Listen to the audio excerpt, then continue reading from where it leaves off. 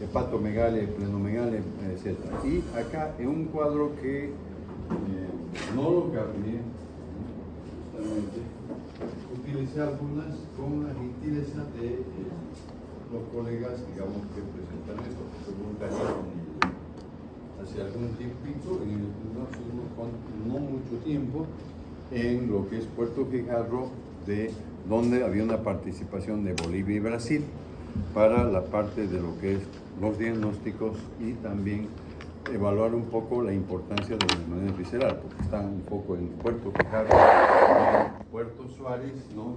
Y realmente los brasileños en la parte de Colombao y un poco más allá manejan bien en un momento los pacientes de Bolivia y van mucho eso, ¿no? Fiebre, plenomegalia, hepatomegalia, linfadenopatía, diarrea en los pacientes, panidez, alinamia, epistaxis, un grado de la parte, por ejemplo, de la nariz, petequias. Todo esto, al principio, es lo que muchas veces llama la atención y se sospecha que el paciente tenga un problema, por ejemplo, de un síndrome linfoide,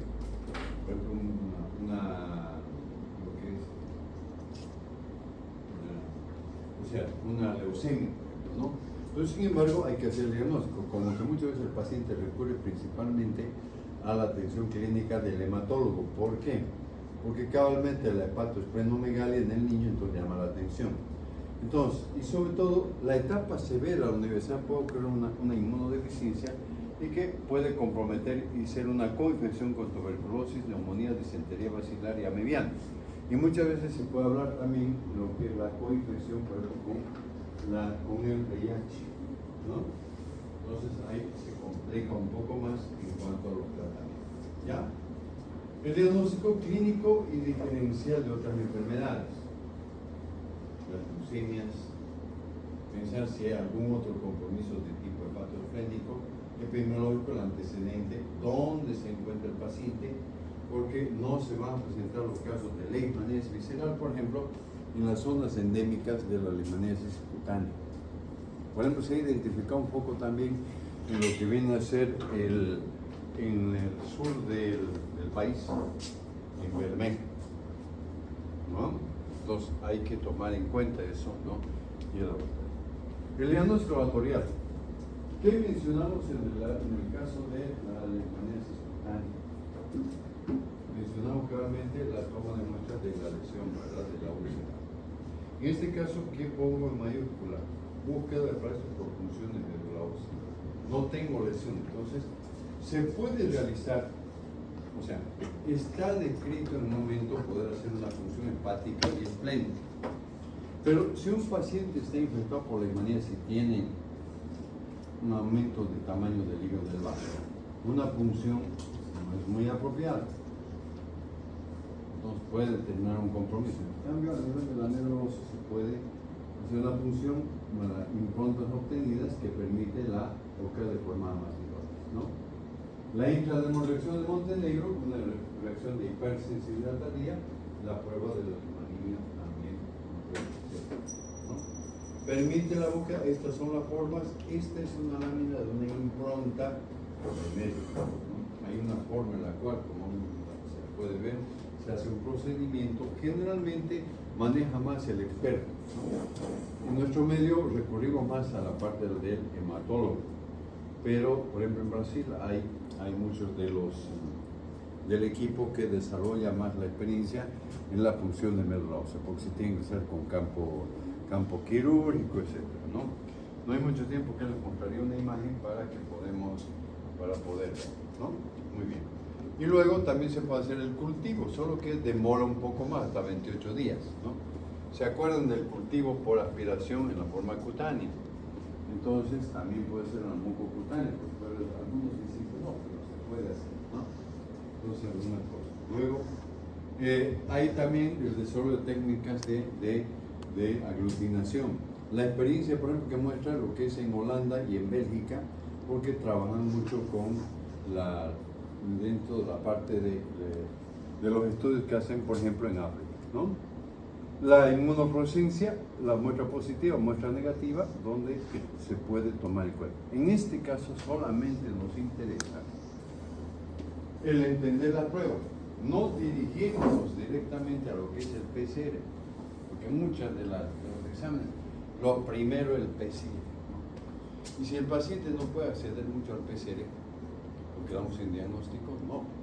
Entonces justamente hay que recurrir, por ejemplo, a la impronta de las médulas, se puede hacer, los hematólogos pueden realizar la prueba. Y la ELISA, lo que es, por ejemplo, de acuerdo a las proteínas, ¿no? Después un test de inmunocromatografía, por ejemplo, el test que se llama a través de lo que es la inmunocromatografía o prueba rápida para detectar la hemangia, ¿no? El PCR acá, en lo que tomando en cuenta la diapositiva que me enseñaron gentilmente, donde habla ya un poco de lo que todo esto corresponde a lo que comúnmente se llaman los primers, ¿no? Que es el tipo de reactivo que permite en cierta forma evidenciar mucho lo que es la parte lejana, ¿no? En la nivel visceral yo puse acá sobre todo, no sé si está mejor acá, el uso de, no sé por qué quedó, anfotensina B liposomal, el tratamiento. En un momento puede entrar anfotensina B desoxicolato, pero se ha visto que hay mayor respuesta en lo que es anfotensina B liposomal o combinar los matrimoniales pentavalentes, ¿no? Generalmente la dosis se va midiendo de acuerdo a kilo peso, ¿no? Anfotensina B liposomal, 3 a 6, ¿no? ¿Qué hacemos frente a la leishmaniasis? En primer lugar, lo que es, por ejemplo, lucha contra los flebotomos no está fácil, pero lo que es domicilio, o sea, ver el entorno del domicilio o el peridomicilio. Lo que rodea, pues es que el paciente va a estar entrando a esa zona. Destrucción de la población de flebótomos o antropólogos, ¿no? Reducción del contacto hombre-flebótomo, utilizar procedimientos mecánicos.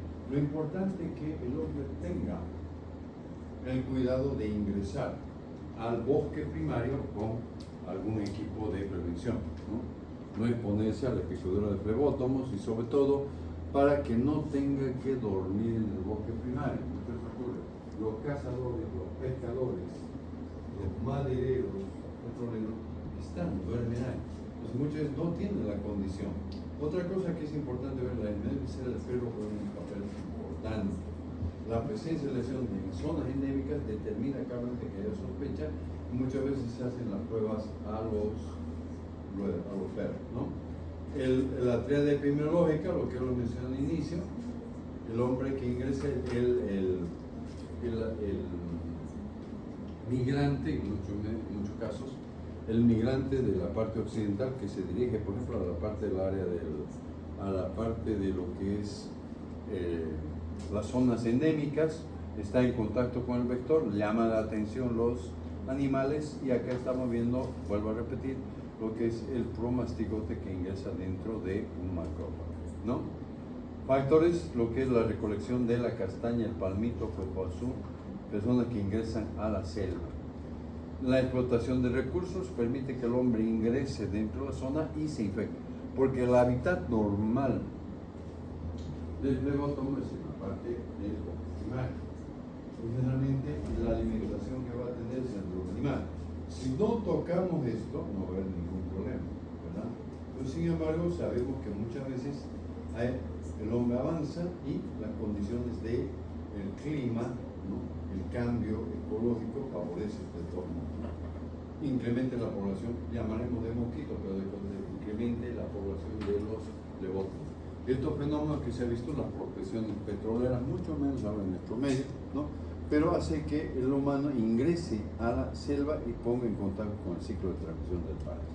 ¿Ya? Muy bien. Entonces, esto de principio, ahora voy a continuar un poco, porque, como digo, necesito solamente 2 clases. Esta clase y la del día. El miércoles damos examen, acabamos 4:30 o 4:15, punto, y acá voy a ir un poco más rápido.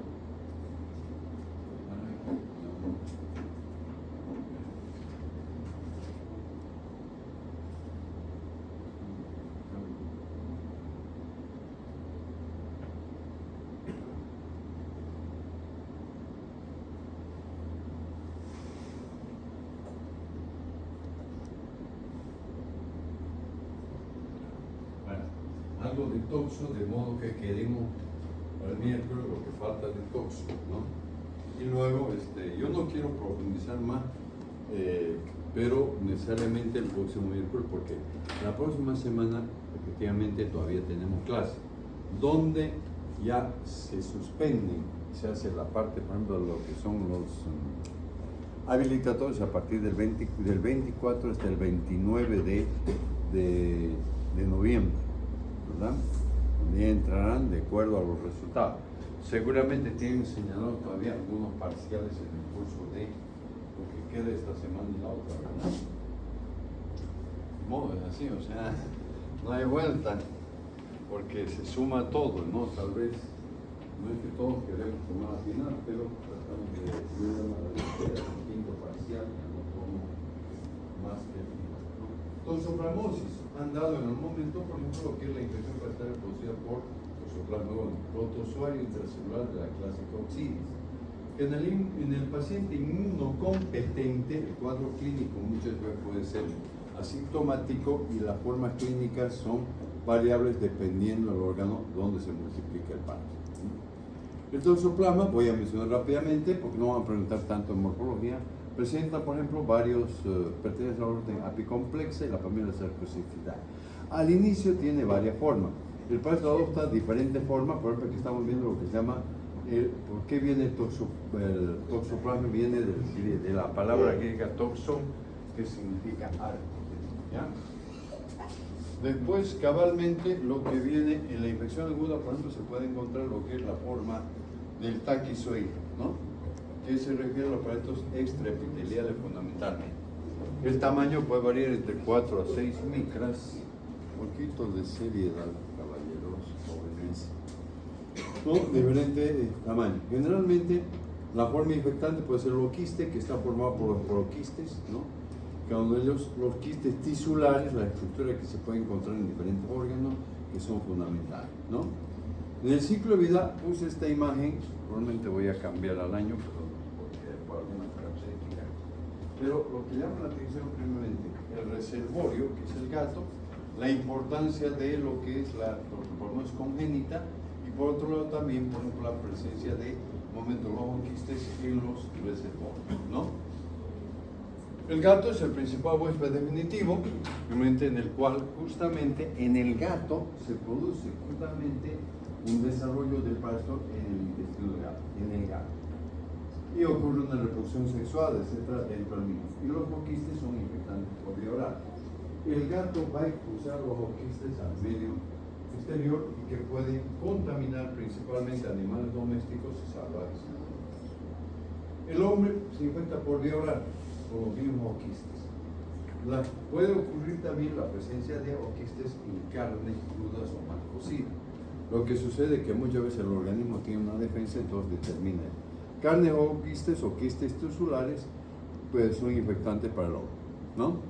Otro lado, a través de los quistes se van a desarrollar formas, por ejemplo, como dice los taquizoides, ¿ya? Que invaden la célula y se reproduce para dar origen a los taquizoides.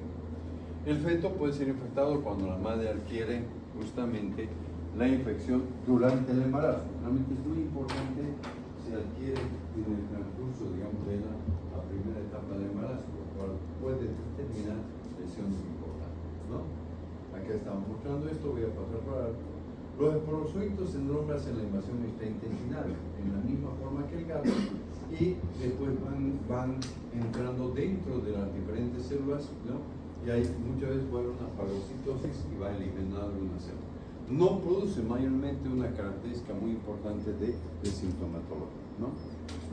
Entran a las células, son fagocitados, después, y se producen por endodiogenia, generalmente dentro del organismo, ¿no? Aumenta el número de parásitos celulares, pero no es lo mismo, salvo que haya una inmunodeficiencia. Después, la verdad que la toxoplasmosis va a ser detectada a través de pruebas laboratoriales importantes, ¿no? El huésped desarrolla una inmunidad en unos casos y eso es medido a través de pruebas inmunológicas importantes, ¿no? La infección humana puede ocurrir por infección de carne. La patología de la patogenia, mayormente acá se habla que al penetrar en la pared intestinal puede afectar algunos órganos principalmente, ¿no? producen dentro de la célula causante la muerte. Puede haber muerte celular, pero no con la importancia o la repercusión que puede haber en otro tipo de enfermedad. ¿Ya? Macrófagos que pueden llevar, traducir, ¿no? La patología depende del daño tisular, depende de la infección de algunos órganos, que acá menciono. Puede afectar principalmente a los ganglios. Por ejemplo, la toxoplasmosis ganglionar es una de las principales en general. Puede afectar el corazón, sistema musculoesquelético es principalmente. Sistema nervioso central, en el caso de la encefalitis, lo más frecuente en pacientes inmunodeprimidos. Globo ocular.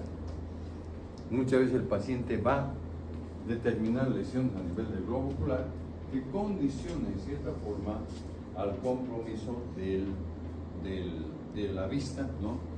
Y cuya causa fundamentalmente va a ser la toxoplasmosis, ¿no? El embarazo, ¿no? Generalmente la infección de la placenta, cuando en una mes de la primera etapa la mujer se ha embarazado y puede iniciar directamente el pasaje de los parásitos y puede en algún momento más adelante afectar al desarrollo del feto y del niño, ¿no? Formas clínicas, hemos mencionado en algún momento en la unidad 5, ¿verdad? Los diferentes estadios que presenta el parásito en su desarrollo. Acá la toxoplasmosis adquirida, que se refiere a este caso. Puede ser una toxoplasmosis aguda grave en algunos pacientes inmunodeprimidos, toxoplasmosis linfática banal leve, la más frecuente, toxoplasmosis ocular. Diferente de toxoplasmosis congénita, puede haber una infección generalizada, puede ser aguda y grave, y la encefalitis y las secuelas irreversibles corresponden al daño que se presenta en el niño. ¿Ya? Muy bien. Entonces, es lo que voy a mencionar solamente una parte de esta para que completar rápidamente el día viernes, ¿no? Toxoplasmosis aguda es frecuente ver un periodo de incubación de 5 a 18 días y el paciente presenta lo que siempre hemos mencionado, síndrome febril, fiebre de calofríos, sudoración, etc. Y compromiso mesentérico. Eso generalmente se detecta porque el paciente comienza a tener un aumento del tamaño de los ganglios. Muchos de los ganglios son dolorosos, ¿no? Casos severos, la enfermedad puede manifestarse por una encefalitis, una sintomatología correspondiente, ¿no? La más principal, la toxoplasmosis ganglionar linfática. En niños y jóvenes, en adultos, ¿no? La fuerte de todo con el contacto o la penetración de los ojos, ¿ya?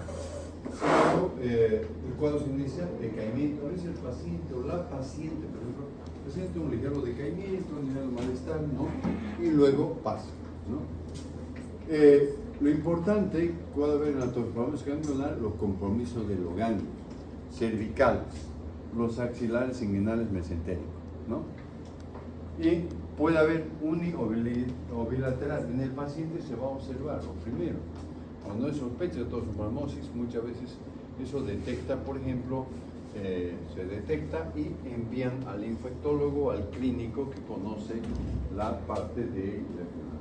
Ganglios palpables, duros, y eso permite en un momento tener la sospecha de que estamos frente a una toxoplasmosis ganglionar o linfática, que es la más frecuente. ¿Ya? Después, la toxoplasmosis ocular, causa importante poliuretinitis. Cualquier edad, puede haber un niño pequeño o un joven que presenta una disminución de la visión y posteriormente hay un compromiso de la visión en sí. Puede llegar a la retina, lo cual compromete y dificulta mucho más, ¿no? Efectivamente, y eso solamente la imagen, porque a través de un fondo de ojo se puede detectar, ¿no? Inicialmente forma aguda, disminuye la visión y fenómenos inflamatorios, lo que llama la atención en el paciente. Pero lo primero, que muchas veces se tiene que descartar otras enfermedades y pensar sobre todo en una toxoplasmosis ocular, ¿no? La toxoplasmosis congénita, la imagen. Generalmente muchas veces las embarazadas van a estar en contacto principalmente con el gato, ¿no? Para que produzca la toxoplasmosis congénita, la madre debe tener la primera infección durante el embarazo o muy próximamente anterior, ¿no? rara vez es sintomática, no detecta, ¿no? Y asume la forma de una linfoadenopatía que se puede considerar muchas veces que se puede presentar una linfoadenopatía ocasional, etcétera, en la paciente embarazada por el factor del embarazo, ¿no? El embarazo no es una enfermedad, pero muchas veces hay pacientes que son más sensibles, ¿no? La infección generalizada aguda y grave, infecciones graves ocurridas tardíamente en el embarazo, donde va afectando al niño y nace con una infección generalizada. Ese es el gran problema que puede haber. O la encefalitis. El niño o ya se puede tener o nace con una encefalitis, ¿no?, más precoz y determina justamente que se puede haber evolucionado en el útero. Actualmente con lo que es, por ejemplo, la parte del diagnóstico por imagen, ¿no?, la parte de las ecografías, no se puede realizar, por ejemplo, en la embarazada lo que es los otros estudios imagenológicos, porque resulta justamente puede traer, digamos, malformación. Lo que sí permite manejar lo que es el ecógrafo, son ondas diferentes, entonces la ecografía y como los ecógrafos actualmente permite poder detectar de forma incluso, ¿no? El feto controla a través de la condición placentaria. Y algo que es importante, las secuelas que determina la toxoplasmosis, se habla, por ejemplo, que es lo que digo acá, la típica cantidad de sabino, hidrocefalia, aumento de líquidos, calcificación cerebral, corioretinitis, ¿no? Macrocefalia, o sea, aumento del tamaño de lo que es el masa, ¿no? Microcefalia, microoctavio. Esto es lo que puede presentarse. Y las lesiones se observan en el niño a través de las imágenes, ¿no? La imagenología. El paciente inmunocomprometido, generalmente el paciente que tiene una inmunodepresión, y con esto concluyo esta clase, puede ocurrir, por ejemplo, que desarrolle una enfermedad, porque sobre todo en el paciente que ya tiene un SIDA, porque si está infectándose por toxoplasmosis, estamos hablando que inicialmente ya tiene un SIDA, y hay alteración y baja de los linfocitos CD4. En el paciente inmuno, ayer o antes de ayer estaba escuchando que tenía un examen de virosis, ¿no? No sé si le preguntaría a la doctora sobre la parte, por ejemplo, de lo que es, no es el infectado por VIH, ¿no? El paciente que desarrolla ya un SIDA, ¿no? Generalmente donde es importante tomar en cuenta en el paciente para la evolución y para el tratamiento lo que es el recuento del linfocito. En un momento se puede hablar también de la carga viral, por ejemplo, ¿no?, que es importante. Después, la inmunidad, por ejemplo, gran actividad de inmunidad humoral y celular que puede determinarse en la infección inicial.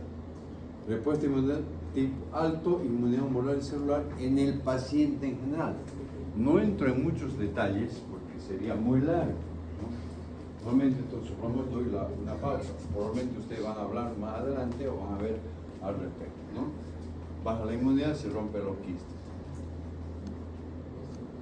Dos cosas importantes. No existe examen pastológico para detectar toxoplasmosis. Acá, ¿qué me dice? Difícil demostración del parásito. El diagnóstico inmunológico a través de las pruebas, ¿no? La demostración indirecta de toxoplasma a través de la búsqueda de anticuerpos, ¿no? Porque su presencia indica la infección. Anticuerpo detectado tipo IgG y G, ¿no? Clínicamente se sospecha de una toxoplasmosis, se tiene que hacer el estudio y generalmente lo que se hace es la valoración de las técnicas a través de los títulos. Aquí puse esto importante. Se emplea, por ejemplo, la inmunopresencia para el seguimiento. Generalmente lo que el laboratorio hace, toma una muestra y hace diferentes concentraciones, que se maneja el término del laboratorio, que son las diluciones. Y de acuerdo a eso hay algunos valores. Por ejemplo, el título 1 es 64, reacción pasada o muy reciente, lo cual significa que hay que hacer un seguimiento. Otras reacciones de 1 en 256 puede indicar infección estabilizada o reciente, ¿no? Título 1 en 1024, no requerimos manejar mucho, pero infección activa de cuanto más alto más. Y también siempre se maneja una prueba de ELISA. Actualmente la prueba de ELISA para la detección de inmunoglobulina M es mucho más sensible en relación a la detección con inmunopresencia, muy lábil en la inmunopresencia, ¿ya? Muy bien. Felices. Vamos a quedar acá en tratamiento de toxoplasmosis para continuar a partir de la forma clásica, vamos a ser muy rápida, pero hablamos toxo a dos cositas más de medios de vida libre, el común género urinario, que lo hacemos en 12-15 minutos.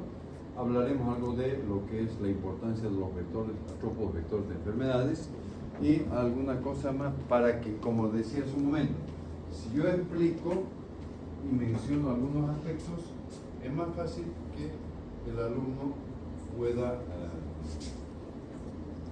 revisar, preparar el examen final, ¿no? Como digo, está señalado inicialmente, ¿no?, para el 3 de diciembre. Si hubiera algún cambio, con el tiempo necesario, les voy a pasar lo que se llama el aviso, ¿verdad? Porque utilizaremos el WhatsApp hasta el día 3, 4, 5 de diciembre. Después ya cerramos el capítulo porque ya no vamos a estar con la información, lógicamente, y acá, ¿no? Ustedes saben que eso se ha manejado durante todo el año, siempre pasaba aviso, nunca había un día en el que no haya procesos saturados, ¿no? Hoy día no se olviden, tenemos clases tal y tal, loco, no sé, parece como una costumbre, pero funcionó, ¿no? Es una mala costumbre. Pero